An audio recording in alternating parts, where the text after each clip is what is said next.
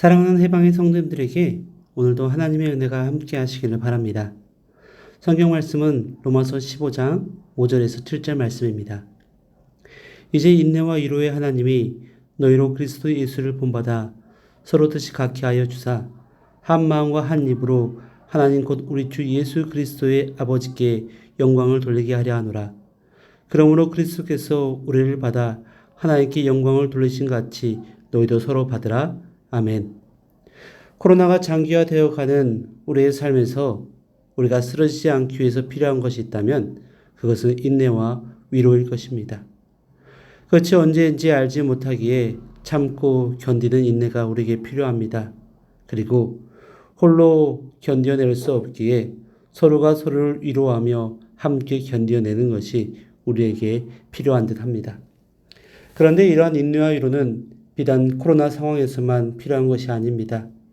우리의 삶 전체에서 특별히 믿음의 경주를 하는 우리 그리스도인들의 삶에서는 반드시 필요한 것이 바로 인내와 위로입니다. 믿음의 경주는 단거리 경주가 아닙니다. 오랜 시간 다양한 상황 속에서 다양한 사람들과의 관계 속에서 믿음을 잃어버리지 않고 살아가는 것이 우리에게 필요합니다. 그러기에 오늘 본문에서도 바울은 우리에게 권면하고 있습니다. 이제 인내와 위로의 하나님이 너희로 그리스도 예수를 본받아 서로 뜻이 같게 하여 주사. 우리로 하여금 인내케 하시고 우리를 위로해 주시는 분은 하나님이라고 바울은 먼저 말하고 있습니다.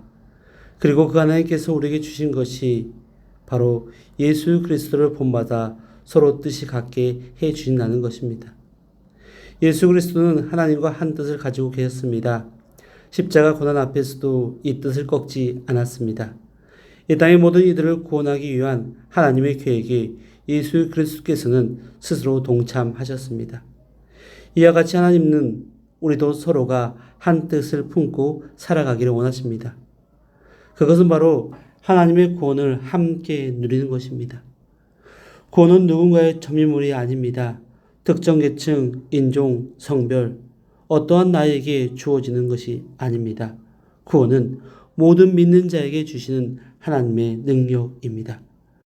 구원은 하나님과 한 뜻을 품은 자들에게 주어지는 하나님의 영광된 선물입니다.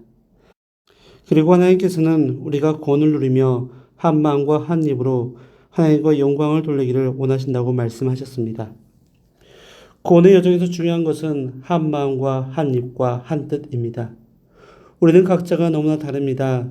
상황이나 형편이나 믿음의 연수도 너무나 다릅니다.